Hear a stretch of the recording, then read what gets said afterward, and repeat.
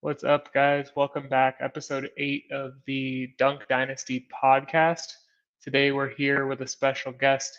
This is our owner of the Sidelines Nebraska page. He also helps with the Sidelines Big Ten page. So we got him here. We're talking all things Big Ten today on the podcast. So I'll let him introduce himself super quick. If you got anything you want to talk about, and then we'll kick it off. Nothing really. Just happy to be here and join you to talk some basketball. Sweet. We'll go ahead and get started. A couple things on the docket for today. We'll be talking about players to watch out for in the Big Ten this season. Dark horse team in the Big Ten. Who do we think wins the Big Ten? And then we'll rank them, at least rank the top 5 or so for each of us. Best newcomer of the league. And then we're going to wrap it up with drafting the best all-time Big Ten starting 5. So we'll go ahead and get started. I got 3 players I'm going to look out for, and then I will let you, I'll kick it off to you. So for me, I got Great Ozabor from Washington. Very great player at Utah State last year, of course, followed Danny Sprinkle to UW. I think he has a chance to compete at Washington this season in a very good Big Ten basketball conference. He's obviously going to be an immediate starter for the Huskies since UW lost Keon Brooks. And then I like Omar Ballo. He transferred from Arizona. I'm a big Pac-12 guy, so I watched a lot of Omar Ballo. Yeah. Transferred over to Coach Woodson's system. I think he has the chance to be very successful at Indiana. Coach Woodson's developed a lot of really good bigs, most notably and recently Khalil Ware. Of course, he just got drafted to the Heat. And then I will wrap it up with a freshman who I think can be potentially freshman of the year, newcomer of the year, Derek Queen for Maryland.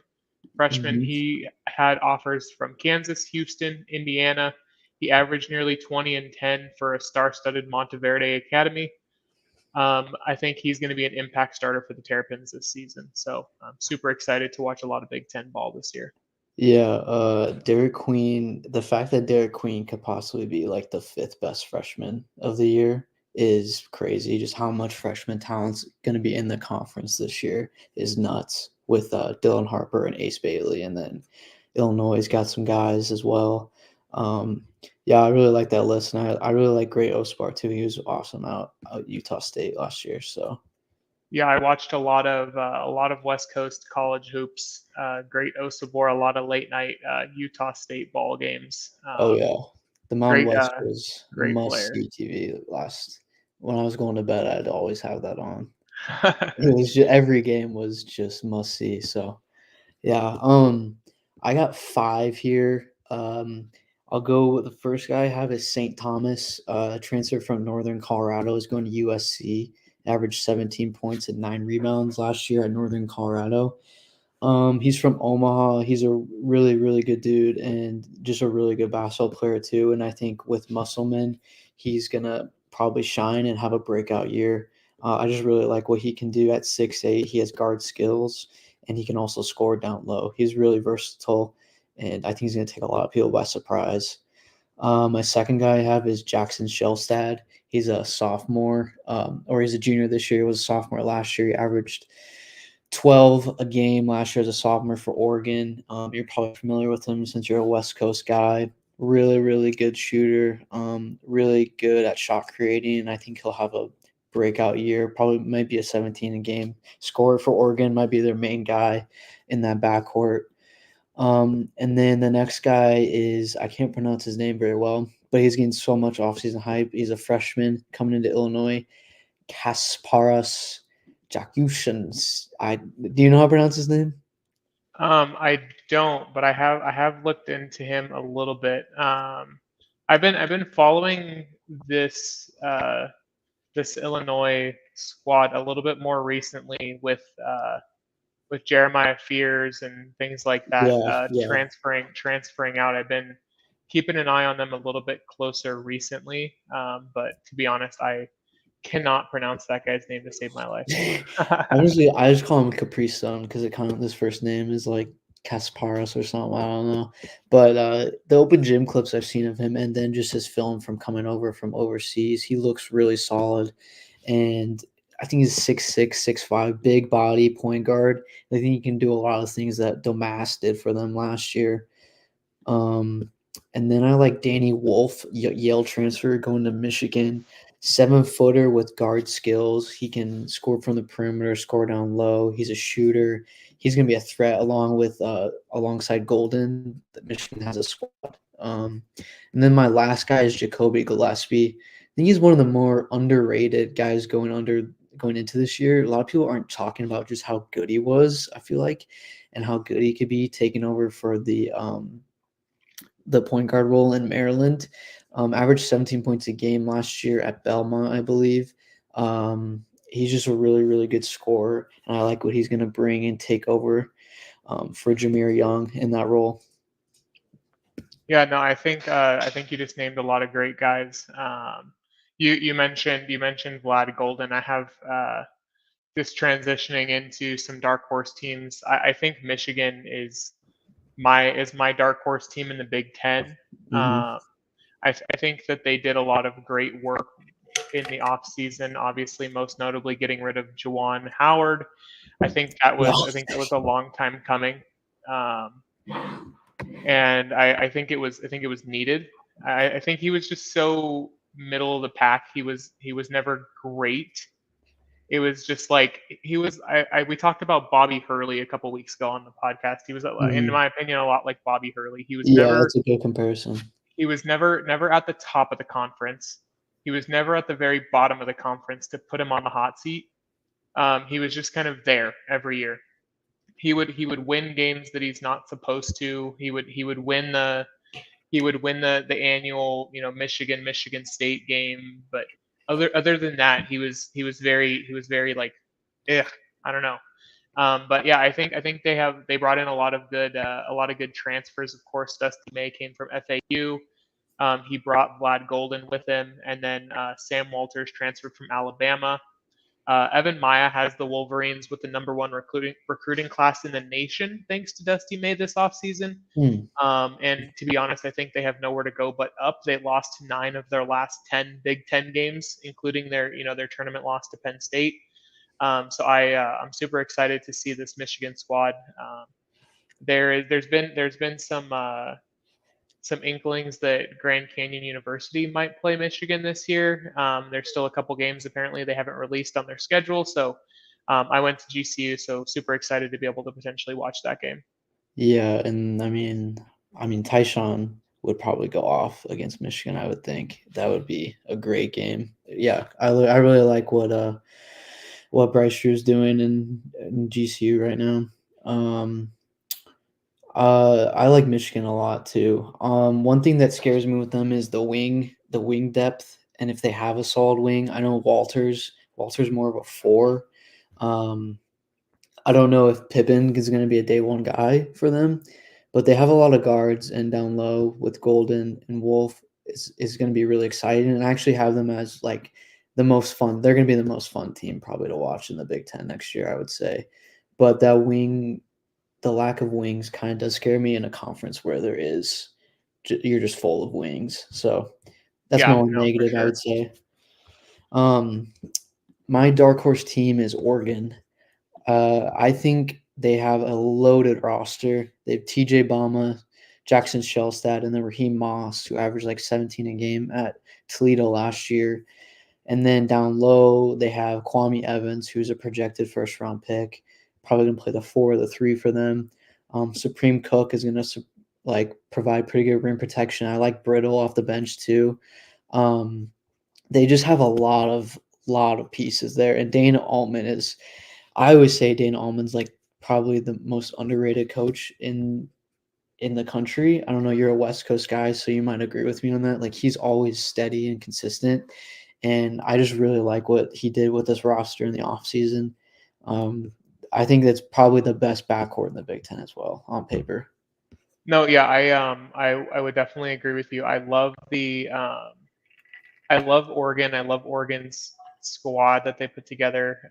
I would definitely agree with you. I think Dana Altman is great for just basketball in general. Hmm. The one thing that always makes me nervous though with schools going into a new conference is I haven't calculated the math, but Oregon is going to have to travel so damn much in the Big Yeah. Ten. They're going to travel to Michigan. They're going to travel to Michigan State. They're going to travel to Indiana. The only games that are within like a reasonable distance to them is UCLA, and then like I guess you could say Wisconsin, and then you got Washington and USC. But like they played all those teams in the Pac-12, so they're Mhm. gonna beat all those teams. But then you have to travel on a 5-hour flight to get to Indiana. You got to travel a 5-hour flight to get to Purdue. Probably a 7-hour flight to get to Maryland. Like you're doing that every single weekend. It's going to get draining on the Yeah. on the players for sure. So I don't hate the Oregon take. I want to see how Dana gets that squad ready for all the travel, because obviously the Pac-12, everything was within a 2-hour bus ride, or the furthest game they had was Arizona State or Arizona, which is like a 2-hour flight. So Yeah. That's a good point. And I mean, winning at home is so critical in college basketball. I mean, I know it well from being a diehard fan of a team that only wins at home. I understand that it's a huge part of basketball, and um, I think that's a great point with the travel. I do see that wearing down on them, especially when you get into late February and March when you're going. I don't know if they go to Piscataway or not, but it's going to be a lot of travel for them too. But I just think that roster is just so talented. Them and UCLA, I love both of their rosters. yeah, no, I definitely agree. So I'll let you kick this next question off. Who do you think wins the Big Ten this year? I'm going with UCLA. I Okay. think Purdue is going to get dethroned. I think they have more NIL money than they know what to do with at the moment. Just hearing what they paid William Kyle to get in there, what they overbid us for William Kyle is absurd, and how much money they have, and they really put together a squad. I mean, Sky Clark, Kobe Johnson, Tyler Bilodeau, William Kyle III, Sebastian Max back. They bring back Stefanovic, and then they have Trent Perry, the 4-star freshman, I really like as well. And then Eric Daly, also, who is a really highly touted transfer prospect. There's so much potential there, and it's a Barry Cronin squad with a couple scoring guards. You have a crafty big in Bilodeau and Stefanovic, and I think they're gonna really cause some teams some problems.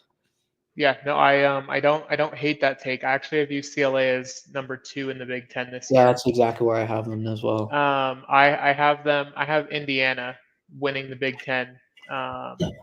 I think you hit the nail on the head. Purdue's going to get dethroned. I still have them in my top 5. Yeah, They're obviously a good squad every year. Mark Painter, he gets the job done every year, but I think Indiana. I think this is their year. I talked about it briefly earlier, but Omar Ballo transfers in from Arizona. You get Malik Reynolds returning. Mackenzie Mgbakwo is returning. I think that Indiana is going to be really, really good in a top-heavy Big Ten conference this year. To be honest with you, I could see realistically 8 or 9 teams from the hmm, Big Ten making the dance this year. I know you're a big Nebraska guy. I have Nebraska at 9 in the Big yeah. Ten, like putting them like right on the bubble. Like That's they're why I they're have them either too. they're either like just in or just out. Yeah, and I Um, think that's where they're projected to. Like Lenardi has them as the last team out, and then Torvik has them as the 11 seed. I think there's just too much unknowns, but we'll get into that when we get into the rankings. I'll go more in depth. yeah, for sure. So I'll reveal my top 5. I just gave you 1 and 2. I have Indiana at 1, UCLA at 2, and then Oregon at 3. I know we were talking about Oregon being a dark horse squad. I have Oregon at 3, Yeah. Purdue at 4, and then rounding out my top 5, I have Maryland. Okay. Do you want to break down any of those teams or?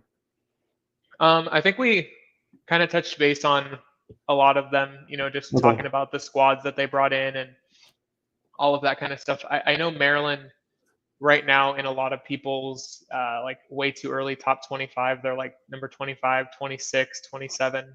Yeah. To be honest, I haven't done a ton of research on Maryland, but I felt like it was it didn't feel right to put them outside of the top 5, knowing that they're getting top 25 votes. But Yeah. I'm pretty solid on Indiana, UCLA, Oregon, and Purdue as my top 4. So I have Indiana as third. Mike Woodson's a horrible coach. I'll just say that right off front. Like, he is an awful coach. They had a good roster, couldn't really figure out what to do with Khalil Ware. Kind of just wasted Khalil Ware being there, to be honest. The lack of shooting again this year scares me for Indiana.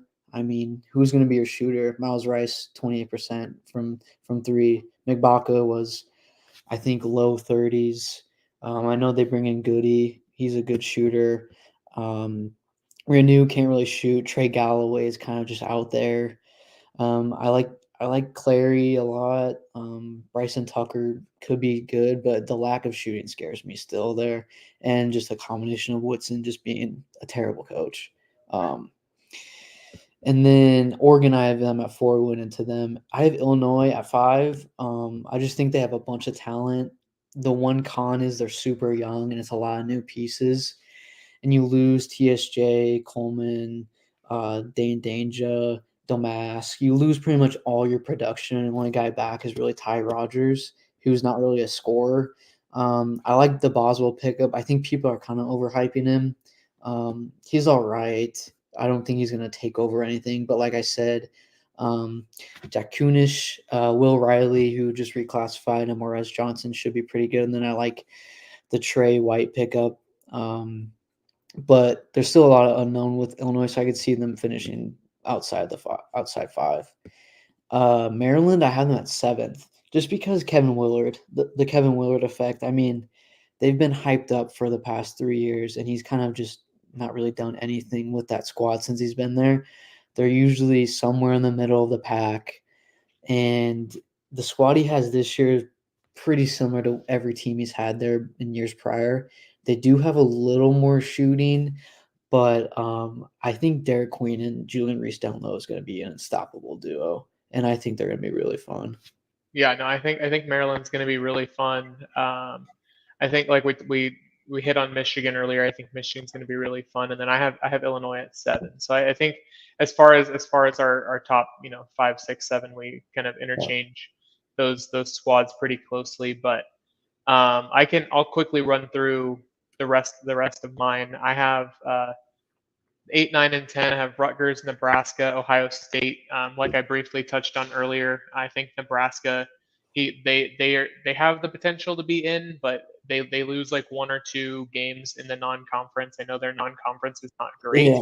I got some heat on Twitter because I just like quote tweeted their schedule, and I said come back and look at this schedule when you're sitting on the bubble, because it's like those types of schedules, and we talked about it on the sidelines group chat and stuff like that. Like the net rankings promote this kind of like, we want to make this like shitty non-conference schedule, because Mm-hmm. as long as we win games, that's all that matters.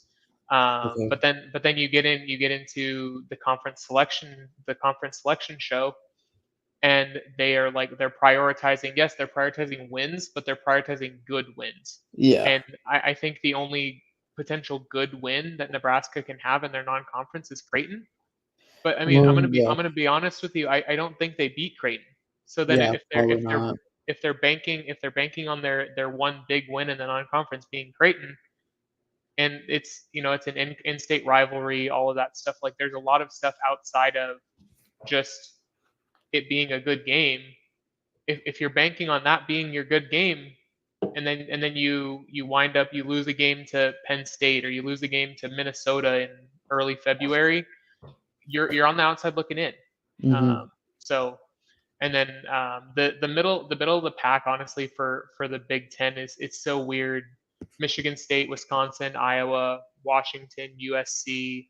I think you can say like 11 through 15. You can probably say, hey, if you put Washington at 11 and you put Wisconsin at 14, like I wouldn't be upset. Yeah. And then you round out the bottom of the pack. Northwestern lost a lot this year. Penn Mm-hmm. State they're good at football. They're not good at basketball. Yeah. And then I round out Minnesota. I think, to be honest with you, I think Minnesota will be a great team to watch again this year as far as covering the spread. But I don't Okay. think they're going to win a lot of basketball games. Yeah. Ben Johnson's tough. He's tough to get behind. He really struggles to put guys in the right places. I mean, he had a monster in Pharrell Payne, and he just never figured out how to use him. And he kind of didn't really play Cam Christie a lot till down the stretch, and it's just like the guy just sat on your bench for most of the non-con, not only playing 20 minutes a game. Like I don't really think he knows what he's doing. And the roster, I mean, it's a mid-major roster. Let's just be Mm-hmm. honest. Like their entire backcourt, I think, goes 6'3" across the board. They're really going to struggle to guard anyone defensively, and Dawson Garcia is going to have to carry them. Um, yeah, I think where we might, I'm pretty much similar with you. I have Rutgers at sixth. Dylan Harper and Ace Bailey are probably going to be top 5 picks. And then, but they're also the most volatile team. So I don't know how much you know about like Steve Peichel and his teams. They're very defensive focused, and that's what they make. That's their bread and butter is playing good defense. They're going to be a top 25 defensive in the defensive efficiency, and they're not really going to score a lot. It's the total flip. So how he's going to coach them and how they mesh together is really going to be interesting to watch because he doesn't have a defensive anchor like he did in Cliff Amore. He's gone. They don't have any post depth. Like they're going to struggle in the post, but Dylan Harper and Ace Beeler are good enough to where they'll score a combined 45 a night probably, and all you need is really 20 or 15 from your other 4 guys, and you can get through the season with that. But they're really young too. It's tough. Um, Michigan State. Oh boy, I don't really know. Izzo's so consistent; it's hard to bet against them. I have them at ninth. I have them right ahead of us. I have us at 10th. Nebraska at 10th, and then I have Michigan State at ninth. Um, they lose Tyson Walker, who was their entire team last year. I mean, he won them so many games. And then, kind of from the Michigan State inner circle, is we don't have a big guy.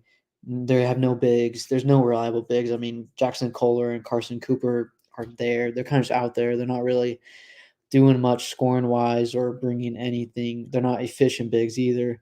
And then Frankie Fiddler, guy from the Summit League, first team all Summit League, 20 points a game. He went to the college I attended, so I got to watch him in person a few times. He's good. I think people kind of needs to pump the brakes on him being all Big Ten hype. He is really good scorer. He's a really knockdown shooter. He scores at all 3 levels. He's gonna have trouble doing that in this level of basketball, just because he's not athletic. He's really gonna struggle defensively as well. But I think that fits good. There's just a lot of mismatched pieces for Michigan State, and I could see the tournament streak coming to an end. I don't know if you believe that too, but I could definitely see that happening. Yeah, I mean, I don't. I feel like the last 2 seasons, everyone has said, hey, I think this is the year that the Michigan tournament streak ends, and then not only do they get in, but they get a favorable draw. So then of course you have Izzo in March, and Yeah. he wins his game, right? I So mean, last year they got a better draw than us, and we were way better during the regular season. I was so mad, but I was like, whatever. But I mean, that's just what he does. Like you say, he gets in the tournament and he gets a favorable draw, and next thing you know, they're in the Sweet 16. But I mean, I don't see what they have there this year. They're relying on a lot of young guys to take big jumps, yeah, and in a loaded as the conference is this year, it's going to be tough. It'll be really tough for them. no, yeah, I think that there's a lot of teams that are relying on a lot of big like sophomore jumps, Yeah. or they're relying on a lot of very good freshman production. Like we talked about Ace Bailey, we talked about Dylan Harper, we talked about Derek Queen. Like there's a lot of there's the Big Ten has a lot to be proud of Mm-hmm. in terms of like rookie recruiting talent. The real question with the rookie recruiting talent is like you can get the talent, but you need to be able to make the talent produce. Yeah. If they can make the talent produce, I would be surprised if the Big Ten doesn't come in as like the third or fourth best conference in the entire league this year. Yeah. Obviously I have Big 12. The Big 12 is far and away. I think it's the Big 12. There's a huge gap, and then it's probably Mhm. like the Big 10, the Big East, like a little cluster of two or three different Yeah. conferences there. But I'm curious because we were talking about Oregon. Did you read the article of Phil Knight basically saying like, "Hey, I want to Yes. see Oregon win a national championship in football and in basketball, and Yeah. I'll And you basically can fund tell. I'll fund their like unlimited NIL budget myself." Yeah. I'm curious to know your thoughts on that, simply because they brought in some talent, but I feel like if you're Dana Altman and you have a bottomless pocket, like why did we not get a top five recruiting class this year? Yeah. I think that they had so many holes to replace with Kusnard and Dante, and then losing a few other guys. They weren't a deep team last year, so they but desperately needed depth. Um, and I think that they paid. So you don't have $1 million player in the roster, obviously, but I Yeah. think you have a bunch of 500 to 300K players that are going to be more than serviceable. Um, and I don't think Dana is the type of guy to go out and want to pay the type of guy like an AJ Store that wants $1 million. I don't think Dana wants that in his program. I just think that he's a no nonsense guy, and he probably doesn't like the whole NIL thing a lot. And I think that might be part of it. But like you said, Phil Knight is going to push to bring in as much talent as possible. And I mean, they did. I mean, Brandon Angel was pretty sought after. Um, and then TJ Bamba, I mean, that guy could have gone anywhere he wanted to. But like you said, I think they could have gotten a better class with the funds they have. But I think that might just be a combination of Dana Altman not wanting to pay to win. Yeah, no, that doesn't. I mean, I'm not upset. Like you said, they brought in T.J. Bamba, they brought in Supreme Cook from Georgetown, and then like you said, Brandon Angel. I think like I said, I think they have a good squad. It just kind of surprises me with uh, with a very serviceable name. Obviously, Phil Knight is very well known in the sports world, right? Mhm. It just surprises me that you don't try to go all out and say like, hey, this is the year. But like I mean, like you're saying, maybe Dana Altman is not that guy. Maybe he's using the NIL because he has to. Like I know that's the same thing with Clemson. Like Dabo Sweeney Yeah. is using the NIL situation because he has to, not because he wants to. Like he made a very blatant, talk of like, hey, I hate the NIL. I hate the fact that kids are transferring for money. Mhm. I think, and I talked about this a few weeks ago. I think the NIL situation is great for college ball Oh yeah, that's awesome. because we see a lot of people who would normally go, they'd be one and dones who stay 2 or 3 years because they can make more money in college than they can make in the NBA or in on a two-way contract in the G League. Like I think Great Osabor is a perfect example. Like he could have been drafted this year, specifically because this year's draft in the NBA was very poor in my opinion. Like outside of the top Mhm. 10 guys, there was a lot of room. Like I mean, I don't want to hate on anyone, but Bronny James it was drafted. Yeah, I know. um, but Great Osabor stayed, followed Danny Sprinkle to Washington, and he got $2 million. Like he's not going to get $2 million on a two-way contract in the G League. Um, But I mean, I think that college out of all the sports, I think we've seen college basketball benefit the most from NIL because of how many guys were going to the G League out of high school, or just leaving early to go to get a two-way contract, and now that's not really happening anymore. And now these guys are staying for 2 to 3 years, and it's way more fun, and there's so much more talent, I think, than there was maybe in 2020 or 2019 when the talent level, when everyone talked about the talent level kind of being down, and it's not the college basketball I knew because everyone's going pro, and now it's kind of flipped back into being the college basketball we know and love. Obviously, with conference environment, it's not, but I think the tide's shifting more back to what we know and remember. One team I want to get your opinion on because I've kind of had differing back and forth opinions with other people is Ohio State. What do you think about them coming into next year? I don't know. I'm not the biggest fan of Ohio State just in general. I feel like year in and year out, and this is just Ohio State athletics in general. I feel like they have so much hype around them, and then they just fall flat on their face. Yeah. But I mean, they have a fairly decent recruiting class, ranked 33 overall. They got Micah Parrish. Like I said, I watched a lot of West Coast ball. He Mhm. transferred from SDSU. He's really good. Um, Michi Johnson is a freaking baller. I watched him torch GCU Yep. when he played for South Carolina last year. And then Duke, they got Duke transfer Sean Stewart. So I think, like I said, I think they have a lot of talent between those transfers, and then they got a 4-star in John Mobley out of Mount Pleasant, Utah. Yeah.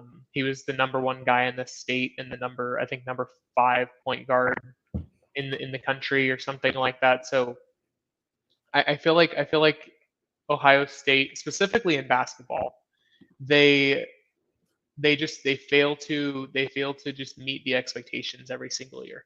Like what Mhm. they beat Purdue last year, that was like their Super Bowl, and then after they beat Purdue, they just fell off the face of the earth.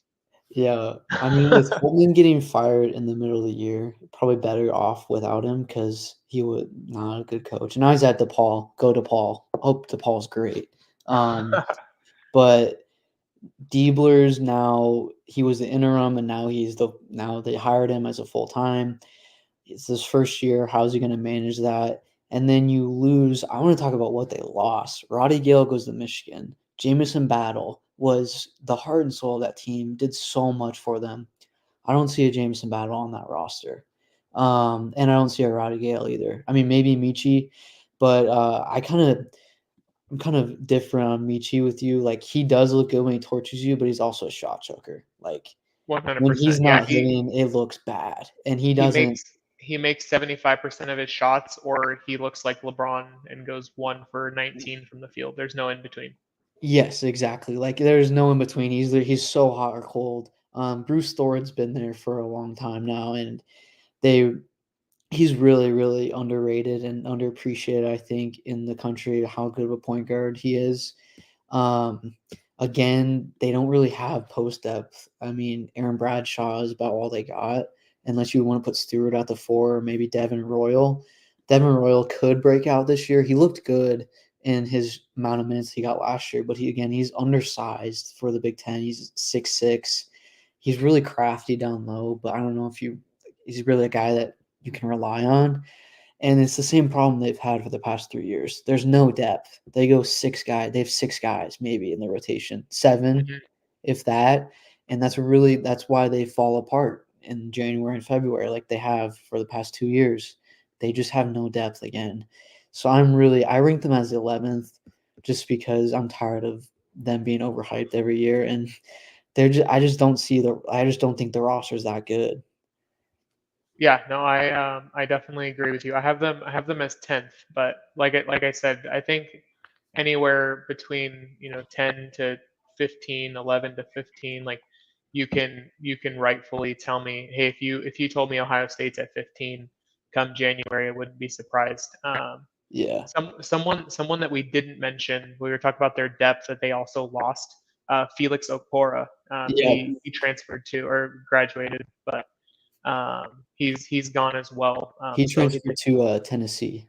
to Tennessee. Okay, so another guy that Rick Barnes is gonna ruin because Rick Barnes doesn't know how to get past the Sweet 16. But Hey, don't connect. I mean, he was awesome.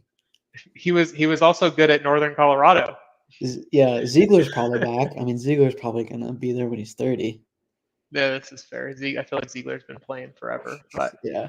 um, I guess one more storyline we should probably talk about, which is probably a big storyline. I think it's a big storyline going in, is do you think this is Greg Gard's last year at Wisconsin?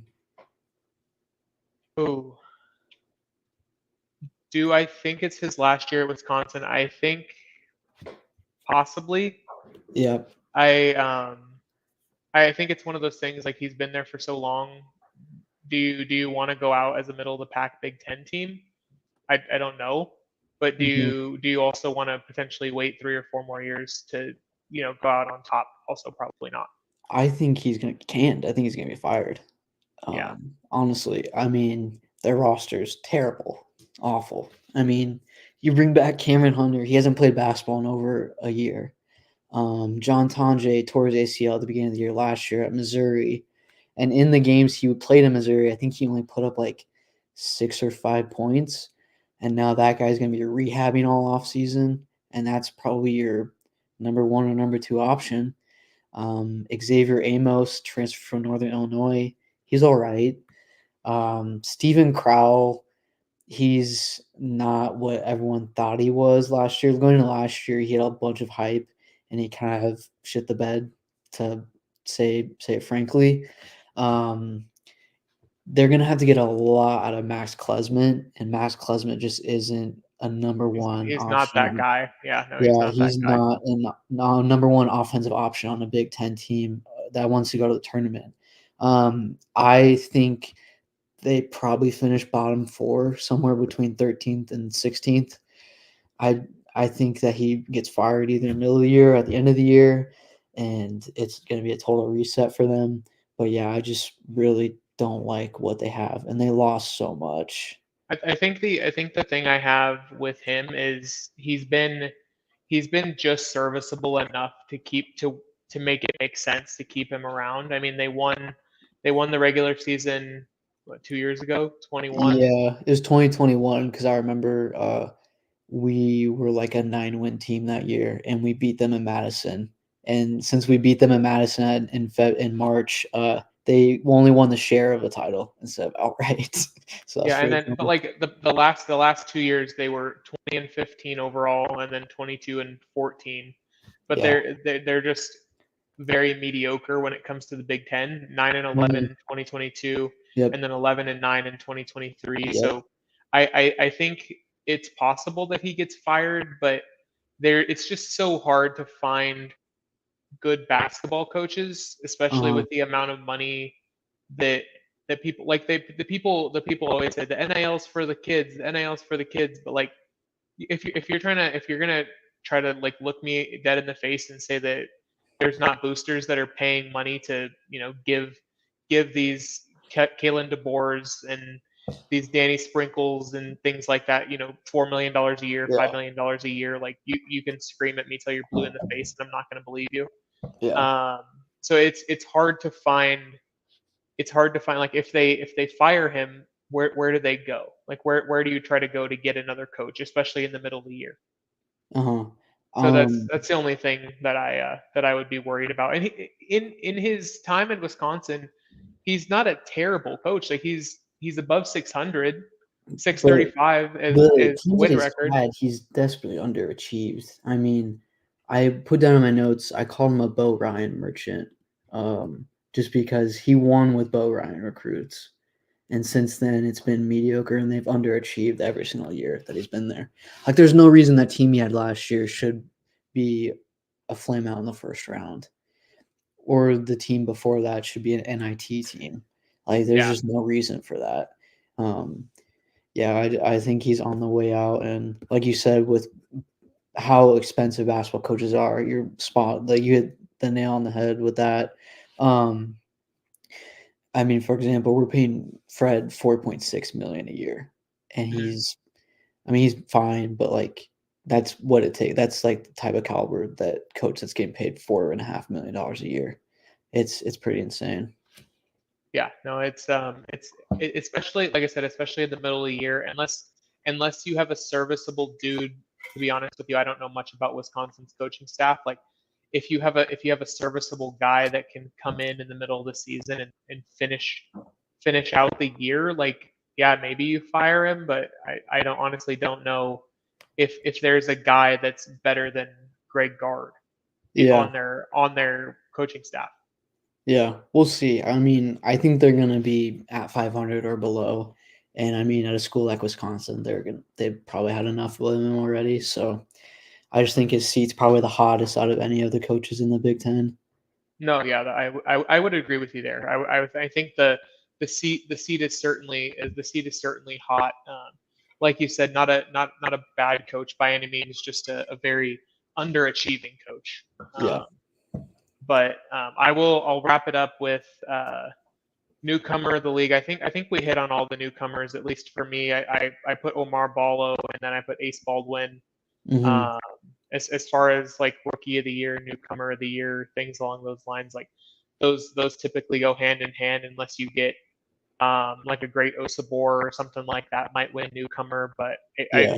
with all of the rookie talent that we have this year in the Big Ten, it wouldn't surprise me if the rookie of the year and the newcomer of the year was the same person, whether it's an Ace Baldwin or a Dylan Harper or Yeah. something like that. But what are your thoughts with that? So, just off of history, newcomer of the year usually goes to a transfer, and then freshman of the year usually just goes to freshman. I think that this battle for freshman of the year is going to be really good this year. I mean, you have five guys that could possibly win it, um, with Ace, Dylan, and two of them are on the same team. That's what makes it even crazier. Mhm. And it's Rutgers, which is even wilder. It's not a Michigan State or a Blue Blood that's in the Big Ten. It's Rutgers. Um, and Derek Queen, obviously, we already touched on him, and then um, Kasparas at Illinois also could be in that running. And then there's so many freshmen. I think Osabor Balo is probably going to be your best bet for newcomer of the year. I think it's going to be Osabor just because he's the guy. They don't have much else outside of him besides DJ Davis. Mhm. Um, he's really the guy, and on a middling, their record might hurt them a little, might hurt him a little bit because I don't think they'll be well over 500 by any means, or probably a tournament team. But um, yeah, I think one of those two guys probably wins newcomer of the year. Yeah, no, I think like you said, I think the rack is going to be intriguingly interesting to play Hmm. basketball at this year. Like Rutgers is one of those teams like you were just talking about Nebraska and things like that. Like they always win at home. Yeah. You you have to try to win in the rack, and then you're going against Dylan Harper, Ace Baldwin in Rutgers. Like I don't know. I think Yeah. I wouldn't be surprised if Rutgers surprises a lot of people. And I know I've seen a few people. I want to say Evan Maya had them ranked in like the top 30 or top 35 just because Yeah. of the recruiting class alone.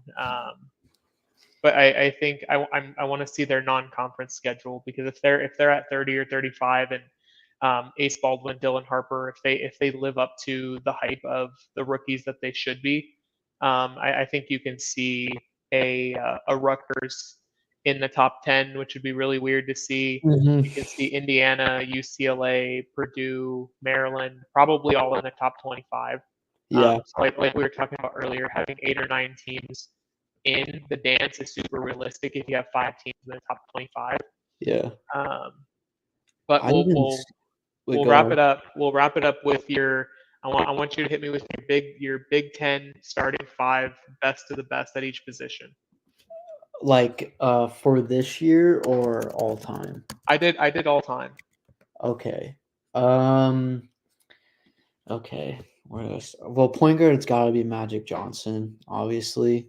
I don't, who'd you have at point guard?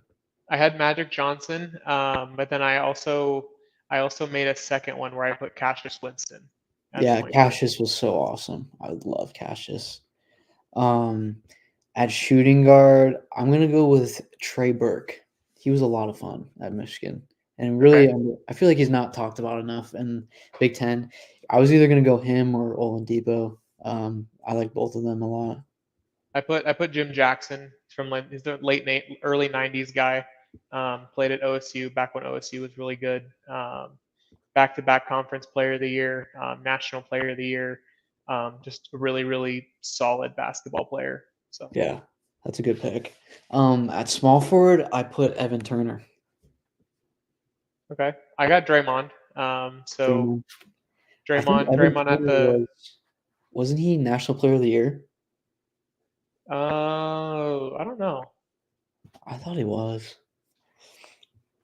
I don't have very many memories of him, but um, I just know that he was a stud. Yeah, I for my power forward, I'm a big Suns guy, so I put Frank the Tank. Oh yeah, I was gonna go Frank the Tank. I I also feel put like Frank. I feel like it was I feel like it's like against you like breaking all the code if you don't have Frank the Tank in your top five. Oh, I And know. then I wrapped it up with Zach Edey at center. I know Yeah, it might be a recent fallacy, but he was the center of the last, you could probably realistically say the last decade. Like he really just completely took in what it was to be a center, and he developed into like he was that guy. Um, maybe. I wouldn't be surprised if someone said Luca Garza, but Yeah, I don't think he was what Zach Edey was. yeah. I mean, Edie was a Big Ten ref merchant too, so This is fair. I'm, I'm not playing. No, he was insane. He did get cooked by Rink Mass, though. I will add. Um, Evan I Turner won in 2010, by the way. He won okay. the National Yeah, Player of the Year. I knew he won. He carried that. I mean, he carried Ohio State those years. They really didn't have much else besides him. Um, and then for center, I went Greg Oden. I mean, he was just so dominant. Okay. Yeah, I don't hate that. Like I said, I think Greg Oden. I the only reason I hate Greg Oden is because I think he flared out. Like obviously, as soon as he went to the NBA, and then it's like, maybe we see the same thing with Zach Edey. I don't know. The recent eyes tell me that Zach Yeah, Edey will continue to dominate, but um, I think Oden was really just injuries that derailed him in the NBA. Um, I think his career probably would have been a lot different had he stayed healthy. But yeah, I'm sure some old Indiana fans gonna get mad at us for having no Indiana guys on this list, but I don't really care.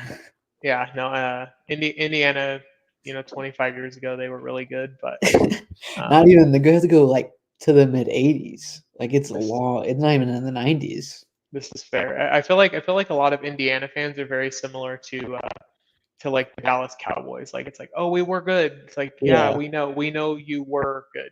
You're not except anymore.